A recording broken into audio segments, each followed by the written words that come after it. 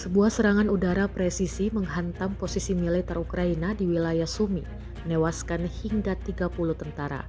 Kementerian Pertahanan Rusia melaporkan bahwa serangan ini dilakukan menggunakan bom dengan modul perencanaan dan koreksi, memastikan akurasi tinggi dalam menghancurkan target.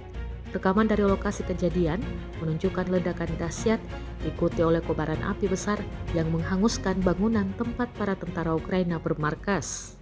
Rekamannya diunggah di Telegram pada Rabu 26 Maret 2025. Serangan ini merupakan bagian dari operasi berkelanjutan untuk melemahkan posisi militer Ukraina di wilayah perbatasan.